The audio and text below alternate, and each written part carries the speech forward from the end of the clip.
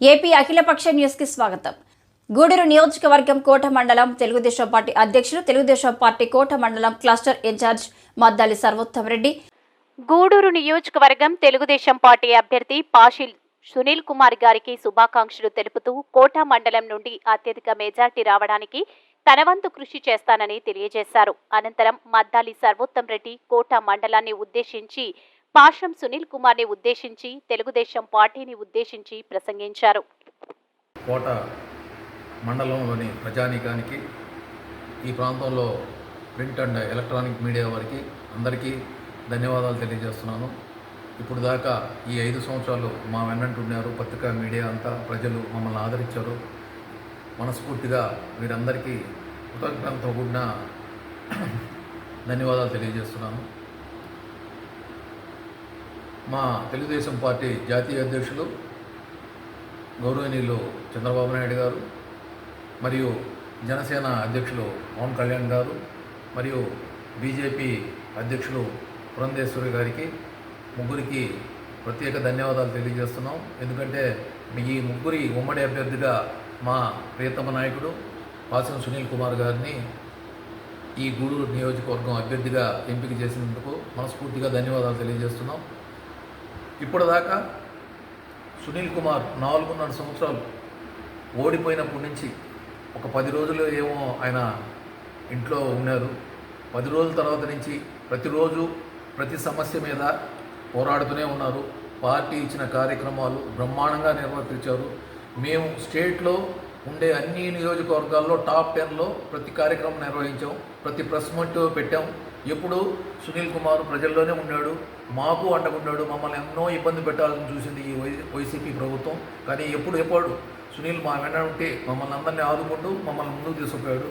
కాబట్టి ఇంత మంచి నాయకుడు ఈ యొక్క గూడూరు నియోజకవర్గం రావడం నిజంగా అందరి అదృష్టం.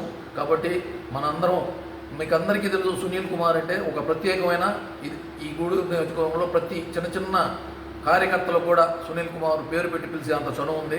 కాబట్టి అంత మంచి వ్యక్తిని మళ్ళీ మనం చూసుకోలేము. ఇప్పుడు దాకా మనం ఎంతోమంది ఎమ్మెల్యేలు చూసాం. ఏ ఎమ్మెల్యే కూడా ప్రజల్లో లేడు. ఏ ఎమ్మెల్యే ఎవరు పోయి కలవాలన్నా కలిసే పరిస్థితి కాదు ఇప్పుడు దాకా. కానీ ఒక సునీల్ కుమార్ గూడూరు అశోక్ నగర్లో ఎప్పుడు తలుపు తట్టినా దొరుకుతాడు. మీరు అది వైసీపీ కార్యకర్త లేకపోతే టీడీపీ కార్యకర్త అనేది పేదవాడు ఇంటికి పోయి తలుపు తడితే తలుపు తీసి వాళ్ళ సమస్య పూర్తిగా విని అప్పటికప్పుడు అతని చేతిలో ఉంటే దాన్ని అప్పటికప్పుడు సాధ్యవంతో పరిష్కరించడం, లేకపోతే దాన్ని చిన్నగా దానికి తెలిసిన వాళ్ళ ద్వారా దాన్ని పరిష్కరించేటట్టు చేయడం అతని నైజం.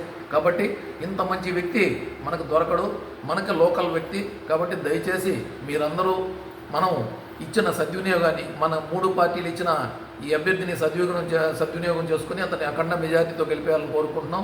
అదేవిధంగా ఇంతకుముందు గతంలో మనం చూడాలి, మీకు వైసీపీ ప్రభుత్వం ఏం చేసిందనేది ఈ 4 సంవత్సరాల్లో ప్రతి ఒక్కరికి తెలుసు. ప్రతి దాన్ని ఆపేశారు. అన్న క్యాంటీన్లను పెట్టాం. 5 రూపాయల నుంచి టౌన్కు పోతే ఏదైనా హాస్పిటల్కి పోవాలా, వాళ్ళకి ఏదైనా ఇబ్బంది ఉంది, ఆడకి పోయారు.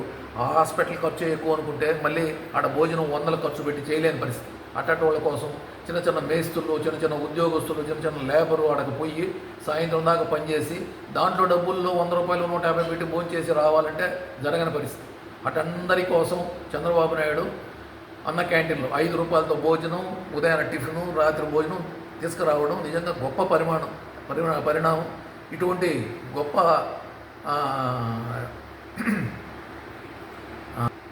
జగన్ రాగానే కంప్లీట్ దాన్ని ఆపివేయడం. అదేవిధంగా ఎన్నో కార్యక్రమాలు చంద్రబాబు నాయుడు చేసిన సంక్షేమ కార్యక్రమాలు ఎన్నిటినో రాగానే ఆపేశాడు. ప్రతి ఒక్కటి ఆయన చేసిన ఏ కార్యక్రమాన్ని ఉండిచ్చే పరిస్థితి లేదు. ఎంతోమంది ఆపాడు. అన్నీ ఏ కార్యక్రమాలు ఉండే బిల్లులు ఆపేశాడు, ఇళ్ళు కట్టడం ఆపేశాడు. ఎన్నో కార్యక్రమాలు జరిగిపోయినాయి. ఈ విధంగా ఇవన్నీ మీకు ప్రతి ఒక్కరికి తెలిసే ఉంటుంది.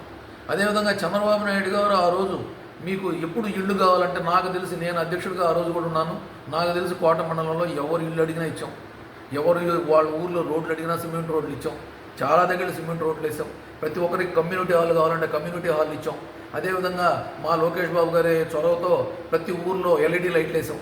ఎన్నో మంచి కార్యక్రమాలు చేసాం. కానీ ప్రజలు ఒక్క ఛాన్సు రాజశేఖర రెడ్డి కుమారుడని అతను ఆదరించి అతన్ని గెలిపించిన దానివల్ల ఈ రాష్ట్రం చాలా నష్టపోయింది. ఇప్పుడైనా అందరూ ఆలోచించాలా, ప్రతి ఒక్కరు మనకు జరిగిన నష్టాన్ని ఇప్పుడైనా పూడ్చుకోవాలి మనం. కాబట్టి ఖచ్చితంగా ఆలోచించండి.